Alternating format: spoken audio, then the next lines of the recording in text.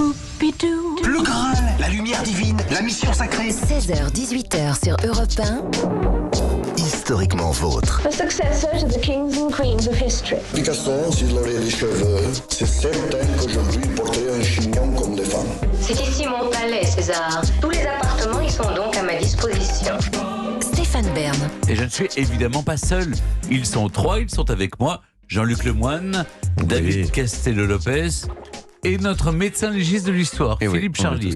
Et ceux qui n'auraient jamais pu se croiser mais qui ont un point commun. Hein. C'est pour cela qu'on les a réunis cet après-midi. Nos trois médecins maltraitants qui ramènent leurs fraises cet après-midi. Non, ou plutôt leur scalpel. C'est que des bruits qui font mal tout ça quand même. Et même, je vais vous dire, et même leur pic à glace. Puisqu'après le docteur nazi Joseph Mengele, je vous raconte le psychiatre devenu le père de la lobotomie qui a transpercé le cerveau de ses patients sans même leur ouvrir le crâne. Walter Freeman. Quant à vous, Jean-Luc Lemoyne, vous êtes creusé la tête, mais sans pic à glace, hein, puisque vous allez nous raconter à votre manière, comme chaque jour, le vivant de l'étape. Un type s'appelait le docteur Lamort. Oui, de son vrai nom, Christopher Dunch. Le docteur avec qui il faut surtout pas prendre rendez-vous sur Doctolib, je vous le dis tout de suite. En même temps, il est en prison à vie, si ça peut vous rassurer.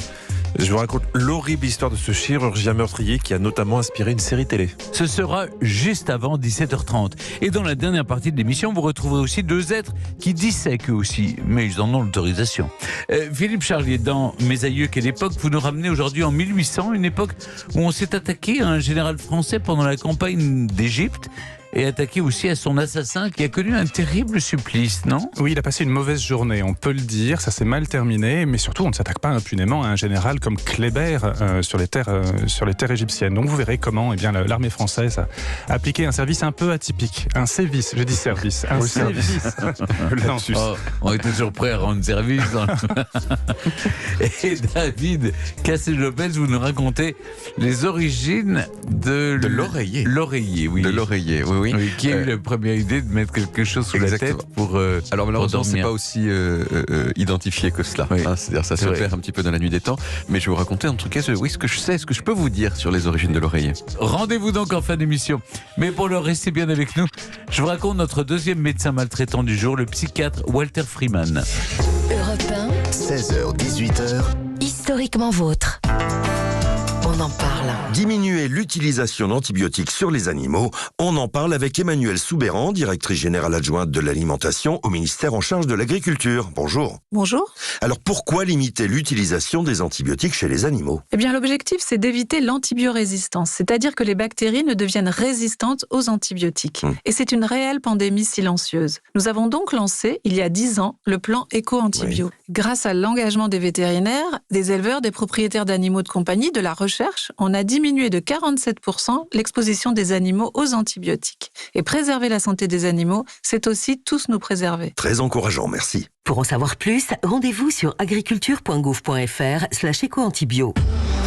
Renault. Aujourd'hui, on essaie tous de consommer autrement. Comme Marc qui remet à neuf son vieux vélo ou Julie qui relook sa commode. Chez Renew, depuis 60 ans, nous révisons et reconditionnons vos véhicules pour leur offrir une nouvelle vie. Les garanties Renew en plus. Et en ce moment avec Renew, repartez avec votre Renault d'occasion prêt à partir et maîtrisez votre budget. 3 ans d'entretien et 3 ans de garantie pour 1 euro de plus, pièces et main d'œuvre avec assistance inclus. Renew, nouveau pour vous. Voir conditions sur Renault.fr. Au quotidien, prenez les transports en commun. Découvrez ce mois-ci la nouvelle formule de Santé Magazine. Aline Perrodin, directrice de la rédaction. Plus que jamais, la santé est globale, physique, mentale et sociale. C'est pourquoi Santé Magazine évolue pour permettre à chacun d'être pleinement acteur de sa santé. Et en une de ce numéro, un programme étonnant pour en finir avec le mal de dos. Santé Magazine, numéro 1 de la presse santé, actuellement chez votre marchand de journaux. Leclerc. Tiens, toi qui es tout le temps sur ton téléphone, regarde ce forfait Réglo Mobile. Appel, SMS, MMS illimité et 60 gigas d'internet pour 9,95€ par mois. 9,95€ avec 60 gigas ? Oui, et tu peux changer de forfait Réglo quand tu veux si besoin. C'est sans engagement. Eh ben, je m'engage à en profiter. Tout ce qui compte pour vous existe à prix Leclerc. Forfait pour des communications intra-France métropolitaine hors numéros spéciaux. Disponible dans les centres Leclerc et sur réglomobile.fr. Offre soumise à conditions consultables sur le site. Pour Noël, offrez des livres XO. La Juive de Shanghai de Marek Alter. Le destin bouleversant d'une jeune couturière juive qui a fui le nazisme et trouvé refuge à Shanghai. Jésus 3 jours avant sa mort de Gilbert Borde. L'histoire fascinante du complot contre Jésus, celui qui menaçait les puissants. un crime politique. XO, la bonne idée cadeau. Europe 1, 16h, 18h, historiquement vôtre. le récit. Stéphane Bern. Pendant 2 décennies, il a utilisé une méthode aujourd'hui interdite pour tenter de guérir les patients atteints notamment de maladies mentales. Je vais maintenant passer au scalpel le psychiatre et père de la lobotomie, Walter Freeman.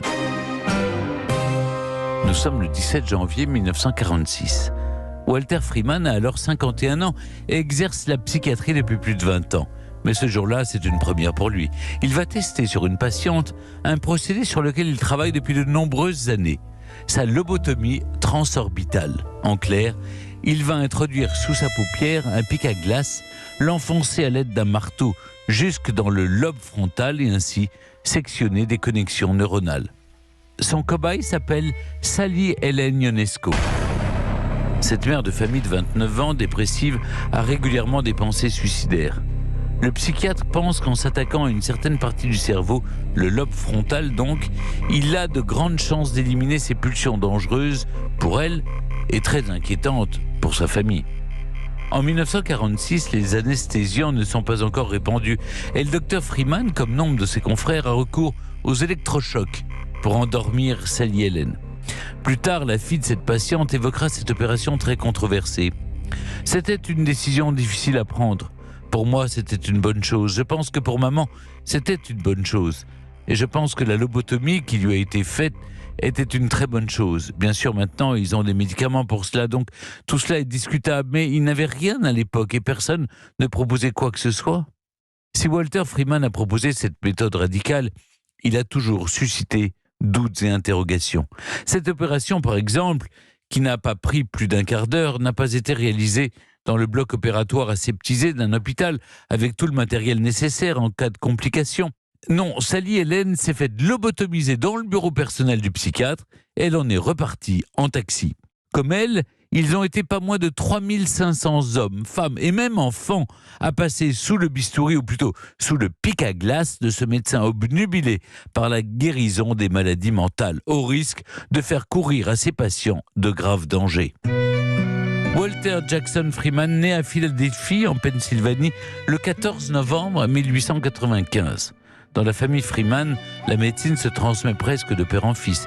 Le grand-père de Walter était un chirurgien réputé, son père un otorino-laryngologiste demandé. Naturellement, Walter entre à l'université et en ressort diplômé de médecine en 1920. Il semble fasciné par les incroyables pouvoirs du cerveau humain. Il traverse même l'Atlantique pour venir étudier la psychiatrie en Europe. À son retour, il prend la direction des laboratoires à l'hôpital Sainte-Élisabeth de Washington, un hôpital psychiatrique, l'un des plus grands des États-Unis. Le jeune Walter n'a pas 30 ans et découvre l'enfer que vivent les patients. Ils sont des milliers ici à souffrir de dépression, de démence, de psychose, sans réel espoir de guérison. Plus tard, son biographe, Jack Ely, tentera d'expliquer pourquoi Freeman a décidé de consacrer sa carrière aux maladies mentales. Il a vu 5000 personnes dont la vie n'allait nulle part, n'irait nulle part, et il voulait faire quelque chose à ce sujet. Walter Freeman développe une théorie assez originale. Selon lui, les troubles mentaux s'expliqueraient par une anormalité organique au niveau des neurones. Il faudrait donc trouver un moyen d'accéder à la partie du cerveau défaillante, malade. Il teste l'oxygénothérapie, l'administration de produits chimiques ou encore les si décriés électrochocs. Mais c'est à partir de 1935 que le psychiatre s'intéresse de près à une toute nouvelle méthode inventée par un neurophysicien portugais, Antonio Egas Muniz, son nom, la leucotomie préfrontale. Le principe en est le suivant. Le professionnel perce des trous à l'avant de la tête pour faire des sections de tissu cérébral. Pour l'épauler, Freeman recrute un chirurgien du nom de James Watts. Et le 14 septembre 1936, le duo opère sa première malade par leucotomie préfrontale. Alice Hood Hamat a 63 ans et habite Topeka dans le Kansas. Elle souffre d'insomnie et a été diagnostiquée bipolaire. Walter et James la plongent dans un état inconscient et pratiquent différents forages dans son crâne. Pendant 10 ans, le psychiatre et le chirurgien proposent leurs services à un maximum de patients et leurs familles. Walter Freeman est persuadé que ce procédé, certes impressionnant, réduit drastiquement les troubles mentaux. En 1941, comme on l'a dit tout à l'heure, il opère même Rosemary Kennedy.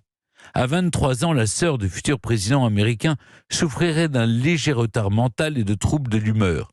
Malheureusement, après l'opération, elle reste incontinente et passe le reste de sa vie dans un état quasiment végétatif. Malgré les critiques, notamment sur les effets secondaires importants, comme la régression mentale, Freeman persiste. Réelle volonté de faire avancer la médecine ou ego démesuré, il trouve que la lobotomie, comme il l'a renommée, n'est pas reconnue à sa juste valeur. La Seconde Guerre mondiale vient de se terminer. Les soldats américains qui ont connu l'horreur des combats viennent grossir les rangs des patients internés pour troubles mentaux. Pour soigner ces nouveaux malades, comme les 400 000 Américains qui stagnent dans les presque 500 asiles du pays, Walter Freeman doit trouver une technique moins invasive et plus rapide que la lobotomie préfrontale. Il a entendu parler des travaux d'un Italien, un certain Amaro Fiamberti, qui préconise non plus un forage dans le crâne, mais plutôt d'introduire une canule par les yeux du patient. Le lobe frontal est ainsi plus rapidement atteint. Ni une ni Dieu, si j'ose dire, le docteur Freeman se familiarise avec le protocole et va opérer plus de 3500 personnes, tantôt dans son bureau, tantôt dans des hôpitaux et parfois même dans des chambres d'hôtel. Séparé de son associé Watts au début des années 50, Freeman parcourt les États-Unis dans sa lobotomobile, s'arrête dans 23 États, prenant soin de systématiquement prévenir la presse de son arrivée. Freeman n'est plus psychiatre, il est en croisade, un commercial en faveur de la lobotomie. Et cela fonctionne. Les journaux sont souvent dithyrambiques au sujet de cette méthode miracle. En 1945, seules 150 lobotomies étaient pratiquées aux États-Unis. En 1949, on en dénombre plus de 5000 par an. Mais en 1967, tout s'arrête. Sa patiente, Helen Mortensen, décède d'une hémorragie après une 3e lobotomie. Walter Freeman n'a plus le droit d'exercer.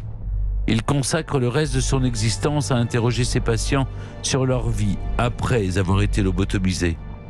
Après avoir rendu le pic à glace, il rend son dernier souffle 5 ans plus tard, en 1972, rongé par un cancer qui n'avait pas attaqué, à l'inverse de ce qu'il lui a fait toute sa vie, son cerveau. Europe 1, historiquement vôtre.